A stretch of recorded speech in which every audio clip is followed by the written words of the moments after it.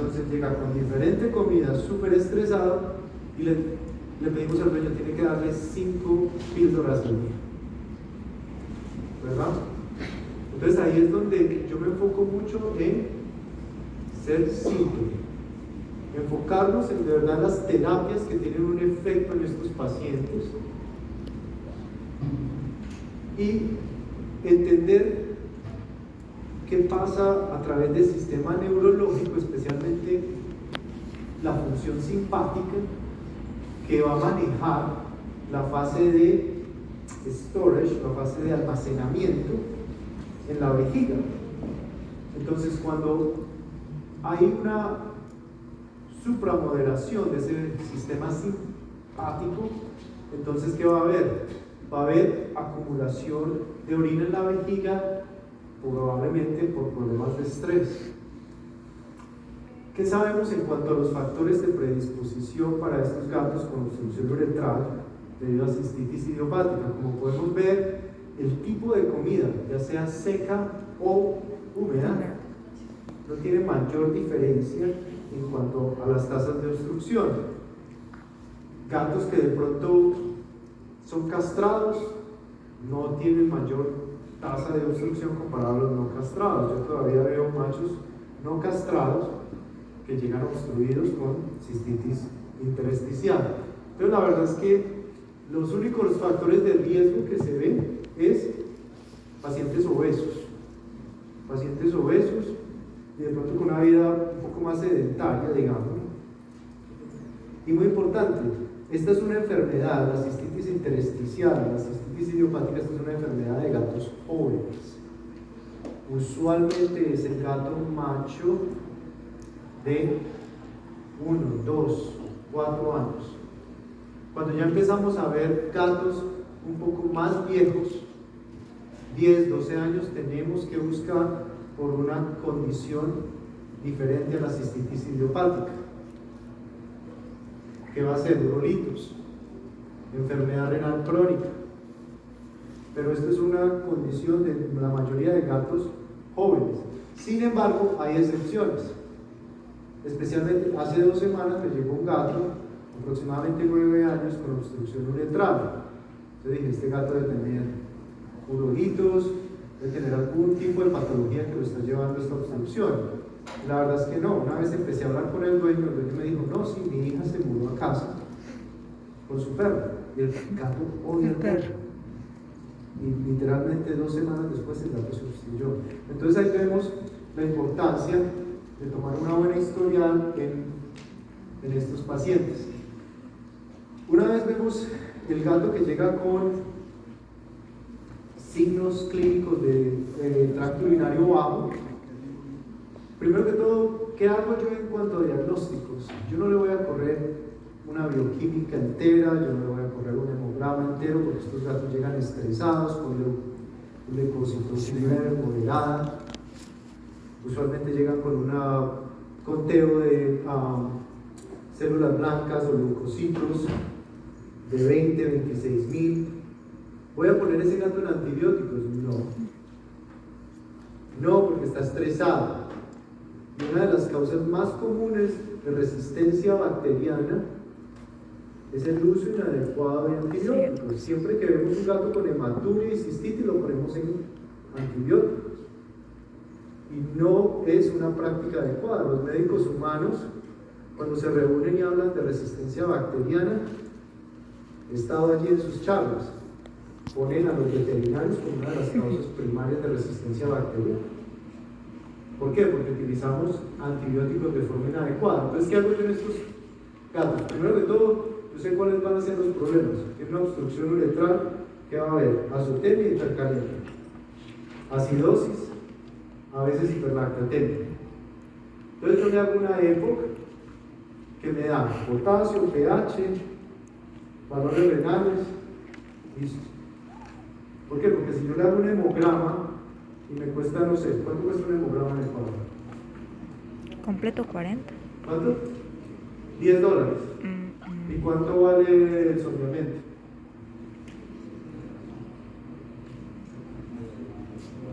$40, $50. ¿Más o menos? ¿Sí? Entonces, si el propietario tiene que pagar $10 por un hemograma, pero no puede pagar el sondeamiento, ¿cómo voy a yo manejar diferente ese paciente? De nuevo, la mayoría de estos machos con obstrucción no tienen infección. Entonces yo me enfoco en lo simple. Por eso el título de esta charla es Tips para el manejo. ¿Necesito correr un hemograma en cada paciente con obstrucción uretral? La respuesta es no.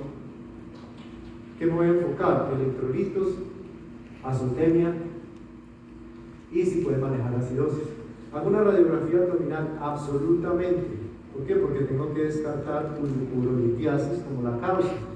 Este gato macho castrado, 3 años, no me acuerdo de su nombre, es un gato, digamos el gato X.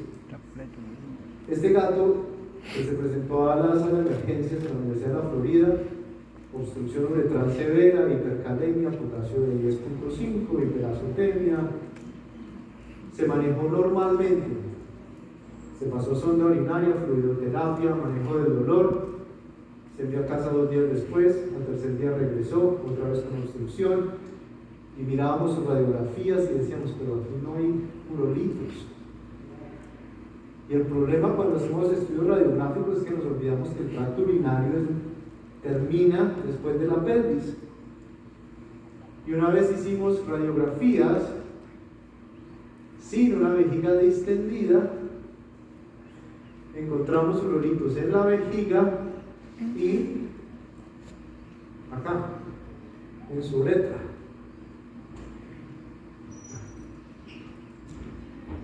Ahí está. No sé si lo pueden ver bien. Entonces, por eso es importante, yo recomiendo tomar radiografías una vez se hace el sondeo. Después. Se vacía la vejiga. Porque pueden ver cómo acá No se evidencia nada. yo no veo mucho. De pronto el contraste es mucho mejor en la segunda radiografía, la técnica es mejor. Pero también tengo que incluir Hasta la uretra después de la pelvis para estar seguro de que no hay urolitos obstruyendo ese gato. Un urinálisis lo hago siempre. ¿Hago urocultivos? No. A menos de que el paciente haya sido manejado en otra clínica donde no sé cómo manejan sus pacientes, no sé cómo poner una sonda, si utilizan guantes apropiados o no. ¿Por qué? Porque la incidencia de bacteriuria va a incrementar una vez pases una sonda. En medicina humana, cada vez que pasan una sonda urinaria incrementa los chances de bacteriuria del 7%. Entonces, si es el gato que llega primera vez con obstrucción a mi hospital, yo no le hago urocultivo, yo simplemente le hago urinálisis. Y les puedo decir que nosotros vemos entre 4 y 6 pacientes cada semana con obstrucción uretral feliz. Y la mayoría de los urinálisis muestra hematuria, piuria con muchos leucocitos. Ninguno de ellos muestra bacteriuria. ¿Por qué? Porque los machos, a menos de que tengan una condición predisponiente que los predisponga a la formación de bacterias, los gatos machos no desarrollan bacteriuria por su anatomía. Entonces llega el gato con obstrucción uretral, llega decaído, llega con de pronto arritmias cardíacas, llega con dolor. ¿Cómo vamos a manejar ese gato? ¿Cómo lo vamos a estabilizar? Entonces vamos a hablar sobre el manejo inicial. Yo siempre que hablo de emergencias, y soy intensivista, de nuevo soy nefrólogo, me gusta la nefrología, pero me encantan las emergencias. Las emergencias se deben manejar desde el punto simple. ¿Cuáles son mis prioridades? ¿Por qué se me va a morir el gato? ¿Se me va a morir por la isotermia? Porque tiene un PUL de 200 y una CREA de 12. No. ¿Verdad? ¿Se me va a morir del dolor? No creo, pero pues le vamos a tratar el dolor. ¿Por qué se me va a morir ese gato con obstrucción uretral? Por disfunción cardíaca. ¿No? Entonces, el choque, de nuevo, no es muy común. La mayoría de los gatos se presentan doctor, mi gato estaba bien, empezó a ir a la caja más frecuentemente, empezó a vocalizar y vomitó esta mañana. Esa es la mayoría de lo que yo veo. De pronto hay propietarios más descuidados que tardan 3, 4 días, pero la mayoría del gato está muriéndose del dolor en la caja y no orina. Ha perdido volumen, la verdad es que no mucho. Entonces estos gatos no se presentan con mucho choque hipovolémico. La mayoría de estos gatos se van a presentar con disfunción cardíaca. Y cuando hablamos de emergencias, de nuevo hablamos qué va a matar a mi paciente primero. Si tiene un poco de deshidratación, de hipovolemia, eso lo podemos corregir, eso va a disminuir el volumen de entrega, va a disminuir el gasto cardíaco. Pero en este caso, en casos de obstrucción uretral, ¿qué es lo que está afectando más el gasto cardíaco? Es la poscarga. ¿Por qué? Porque hay incremento en la presión abdominal.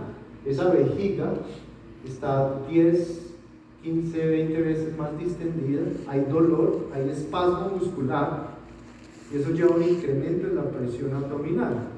¿Qué tiene que hacer el corazón para mantener ese gasto cardíaco? Sobrepasar esa presión abdominal, y por eso es que esa poscarga es muy importante. ¿Y cómo manejamos esa poscarga? Manejo del dolor y aliviar la obstrucción. Y en estos casos también vamos a ver problemas de contractilidad. ¿Por qué? Por la hipercalemia. Estos pacientes van a llegar con un potasio muy elevado muchas veces. Tenemos que enfocarnos entonces qué podemos solucionar de este árbol de la vida para prevenir que la entrega de oxígeno disminuya en nuestros pacientes. Fluidoterapia. Claro, denle fluidos al gato. No le puedo decir que no. Pero como han estado hablando todos mis compañeros, mis colegas, empecemos a hacer fluidoterapia restrictiva, no liberal. Es uno de los ejes del cuidado intensivo humano y veterinario hoy en día. Fluidoterapia restrictiva, denle un bolo de 5 mililitros kilo. No le dé 30 mililitros kilo cuando el gato solo vomita una vez. ¿No? Lo que entra tiene que salir. ¿Por qué? Porque entre más sobrecarguemos a este paciente, más edema renal, más edema gastrointestinal, este paciente no nos va a responder. 5 o 10 mililitros kilos si llegan en un estado severo, mientras estás preparando la sonda para sondear a ese paciente, mientras estás midiendo el potasio y estás mirando a ver qué vas a hacer con ese potasio. ¿Cuál es la idea? Establecer mejor perfusión. Como pueden ver, este gato llega con un estado mental bien deprimido. Entonces, aumentar la perfusión de ese gato, dándole un bolo de fluidos, pero de nuevo, un bolo restrictivo. Recuerden, el volumen circulante efectivo de un gato es entre 50 y 60 mililitros kilo. Si le das 30 mililitros kilo, le das 50% del volumen efectivo circulante. Cuando el gato vomitó una vez, ¿no? Si tú vomitas una vez, a ti no te dan 4 litros de fluido. ¿Qué tipo de fluidos? Esto de pronto lo vamos a revisar un poco más mañana en nuestra charla de lesión renal aguda.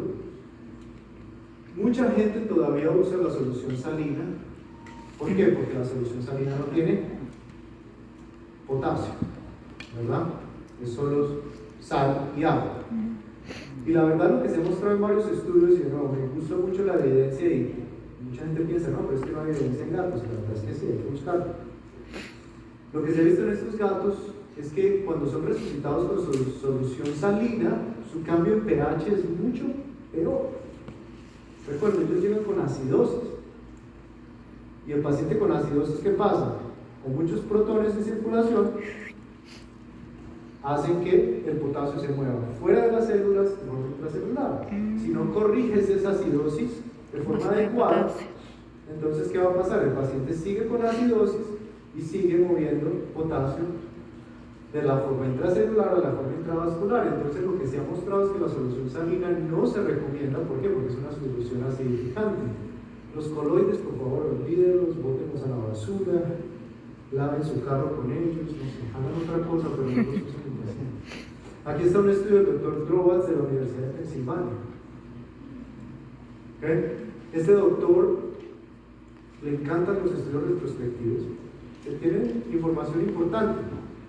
Pero ¿qué observamos? Tenemos dos grupos de gatos con obstrucción uretral.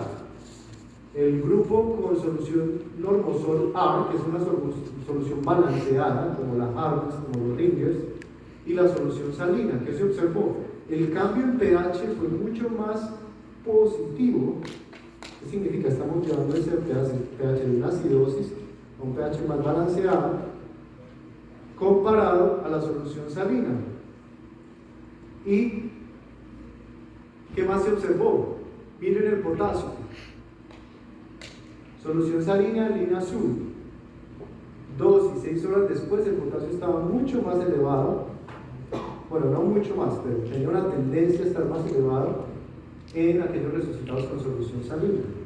Entonces el uso de solución salina para manejar la hipercalemia, la verdad es que no hay una evidencia que ayude a soportar esto.